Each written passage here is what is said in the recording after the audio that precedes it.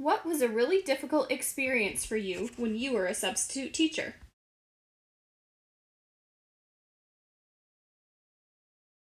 So, the worst day I ever had substituting was when I taught kindergarten one time, and the teacher decided to not leave anything, nothing.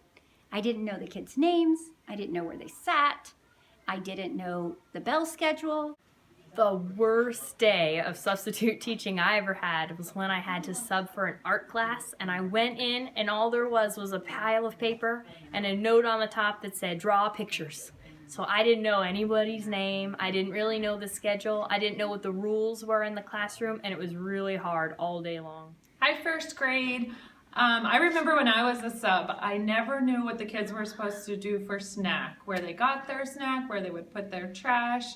Information like that would have been really helpful. And I remember having a really hard time figuring out what happened in the morning. So my sub plan said that the kids come in and unpack, but I didn't know what they did. I didn't know where they put their folders, their homework, their lunch boxes, their book bags, their coats, and then what they did after they unpacked. That would have been very helpful. And oftentimes the kids knew more than I knew. And so morning meeting, as we all know, has lots of parts to it. And there's a first part and a second part and a third part. Well, being new and a substitute, I did not always get the order of the parts. And it was always very kind when the kids would raise their hand and they would help me out and share which part would come first.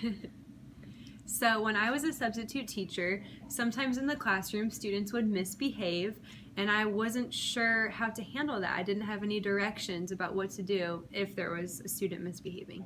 So one of the things I do as a principal is I help substitutes when they come to our building. And a couple times I've had to help substitutes who didn't know where everybody was supposed to sit in the class.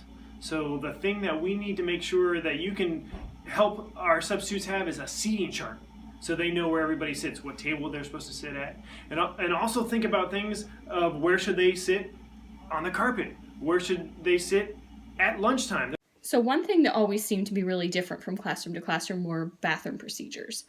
So I was used to the kids giving some sort of bathroom signal or raising their hand, but there was this one classroom where the bathroom was down the hall, and all the kids needed to do was sign their name out on a piece of paper and go down the hall and come back and sign back in. But I did not know that. So there were these kids out of the classroom, and when they came back, I was upset with them. I was like, where did you go? Why did you leave without telling me? But they were like, well, that's how we use the bathroom.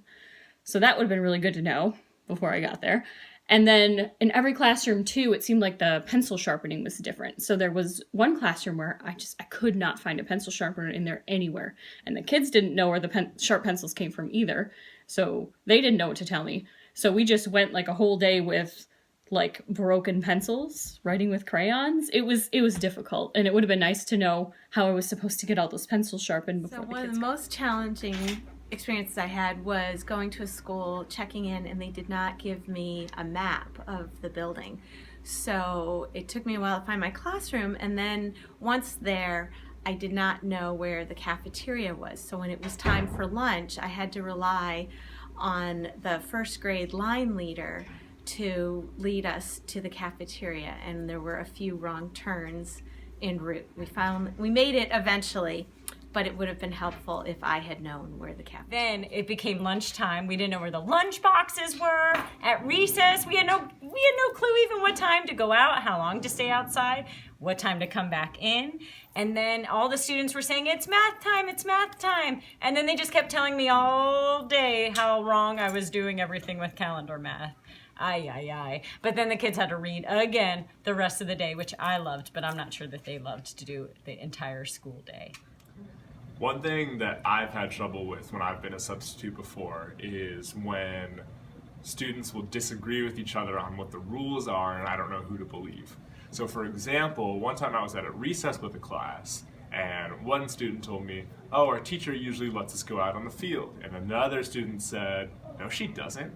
And I was like, who am I supposed to believe here?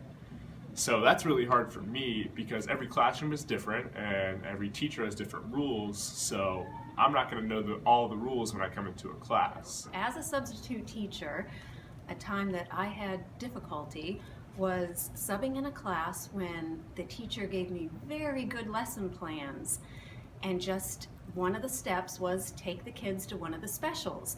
And as we line up for specials, I thought I'd call them by quiet tables.